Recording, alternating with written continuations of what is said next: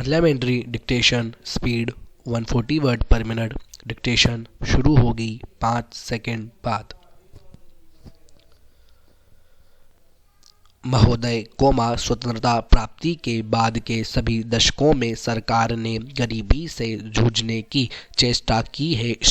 इस समस्या पर अब तक काबू न पा सकने का एक महत्वपूर्ण कारण यह है कि हम वृद्धि और प्रगति की उस दर को प्राप्त नहीं कर सके जो पर्याप्त ऊंची हो। इस वृद्धि और प्रगति के जो लाभ पहुँचे हैं, उनसे समस्याएं हल नहीं हुई। इन सुधारों का उद्देश्य यह है कि हमारी वृद्धि की दर की रफ्तार त्वरित हो जाए।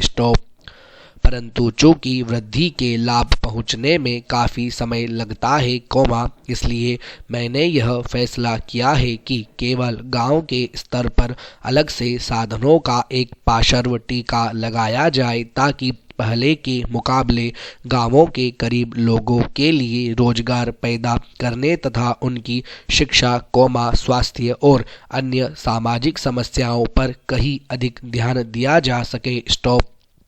इसे बाईपास मॉडल कहा जाने लगा है, जो गांवों में गरीबी के एक महत्वपूर्ण कारण पर ध्यान देता है, अर्थात वर्ष भर गांव में पूर्ण रोजगार का अभाव, जिसके फलस्वरूप रोजगार ढूंढने के लिए गांव वाले गांव छोड़कर शहरों की ओर जाने को विवश होते हैं।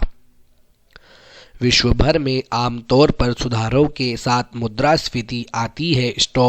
उसकी कठिनाइयों को पूरी तरह मिटाने की तो नहीं हो सकती, परंतु उन्हें कम करने के लिए मैंने नए सिरे से मजबूत बनाई गई सार्वजनिक वितरण प्रणाली को लागू किया है, जिसके अंतर्गत गरीब लोगों को अनाज विशेष रियायती दरों पर दिया जाएगा।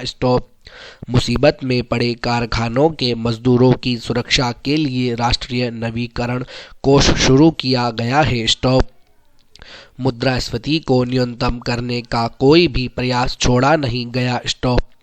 मैं यह चर्चा आपको इस बात की जानकारी देने के लिए नहीं कर रहा हूं कि हमने क्या किया है, बल्कि इस बात पर जोर देने के लिए कह रहा हूं कि हमने आंख मूंद कर ये सुधार नहीं किए, बल्कि इस बात पर अच्छी तरह विचार करने के बाद किए हैं कि क्या कठिनाइयाँ सामने आ सकती हैं, और इस दिशा में समझते बूझते हुए प्रयास किए हैं कि उन कठिनाइयों को किस तरह कम किया जा सकता है, ताकि इन सुधारों का लाभ समाज के सभी वर्ग तक पहुंच सके।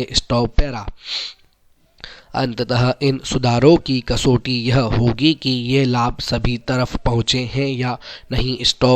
जब तक इन सुधारों का लाभ व्यापक रूप से न पहुँचे, मैंने जनता के उन वर्गों के हितों के लिए विशेष योजनाएं बनाई हैं जिन तक ये लाभ पहुँचने में समय लगता है। मेरे लिए वृद्धि की दर के आंकड़े का कोई मतलब नहीं है। मैंने तो शुरू से ही मानव हितों पर ध्यान दिया है और इसी दिशा में हमने अपने प्रयास आगे बढ़ाए हैं। आज जरूरत इस बात की है कि हम बड़ी सावधानी पूर्वक यह देखें कि समय समय पर हमारे सामने क्या बाधाएं आ सकती हैं और उनको तत्काल और प्रभावकारी ढंग से दूर करें। महोदय, मैं मानता हूँ कि यदि हम चाहें कि किसी भी भाग को अपनी इच्छा के अनुकूल बना ले, तो यह संभव नहीं हो सकता। किसी भी देश में जितने लोग बसते हैं, उन लोगों के हृदय में जो भावनाएं पैदा होती हैं, उनमें जो विचार उठते हैं, उन्हीं से भाषा निकलती है। हिंदी कहिए या हिंदुस्तानी, दोनों ही हिंदुस्तान में पैदा हुई और आज भी चल रही है। इसलिए मैं सदा से यह बात कहता आया हूँ कि किसी भी विदेशी शब्द को अपनी भाषा में न घुसने देने का विचार बिल्कुल गलत है। यदि कोई भी जीती जागती भाषा आगे बढ़ रही है, उन्नति कर रही है, तो उसमें बाहर के शब्द आए बिना रह नहीं सकते। यदि आप अंग्रेजी भाषा के किसी भी शब्दकोश को खोल कर देखें तो उसके अंत में 20 से 25 पृष्ठ परिशिष्ट के जोड़े जाते हैं। उन पृष्ठों में अंग्रेजी भाषा में जो नए नए शब्द आते हैं वे ही दिए जाते हैं। स्टॉप। कुछ दिन हुए मुझे चैम्बर्स का एक पुराना शब्दकोश मिल गया। स्टॉप। मैंने देखा कि आज का चैम्बर्स शब्दकोश पुराने शब्दकोश से दुगना मोटा था। स्टॉप। पिछले 60 वर्षों में जितने नए शब्द लिए गए वे सब नए शब्दकोश में थे। स्टॉप। विदेशी भाषा के जो शब्द प्रचलित हैं, यदि उन्हें निकाल देने का प्रयास किया गया तो भाषा का रूप ही दूसरा होगा। Full stop. पैरा। हिंदी वालों का यह प्रयास कि अरबी तथा अंग्रेजी भाषा के शब्द हिंदी में नहीं आने देने चाहिए उतना ही हानिकारक है जितना उर्दू वालों का यह प्रयास कि उर्दू में केवल अरबी और उर्दू भाषा के ही शब्द रखे जाएं, संस्कृत के नहीं। स्टॉप। उसके साथ साथ हमको यह भी मानना होगा कि हिंदुस्तान में जो बहुत सी भाषाएं हैं वे अलग अलग प्रदेशों की अलग अलग भाषाएं हैं। जैसे उत्तर भारत में मराठी, गुजराती, हिंदी, बंगाल, उड़िया तथा असमिया और दक्षिण में तमिल, तेलुगु, मलयालम तथा कन्नड़। स्टॉप। इन सब भाषाओं में संस्कृत के शब्द बहुत हैं। स्टॉप। हिंदी को छोड़कर और किसी भी भाषा में उर्दू के शब्द नहीं मिलेंगे। स्टॉप। देश में हिंदी को इस योग्य बनाना है कि लोग उसे सरलता से सीख सकें। स्टॉप। इसलिए उसमें संस्कृत के शब्द लेने ही पड़ेंगे, उससे बचा नहीं जा सकता। स्टॉप।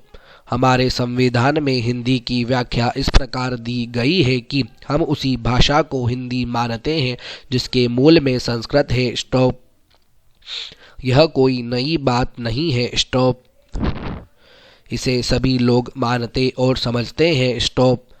आज लोग कुछ ऐसी हिंदी लिखने लगे हैं जिसमें संस्कृत के बड़े बड़े शब्द अधिक आते हैं जो मेरे पास आदमी को जिसने संस्कृत नहीं पढ़ी है, समझ में नहीं आते। स्टॉप।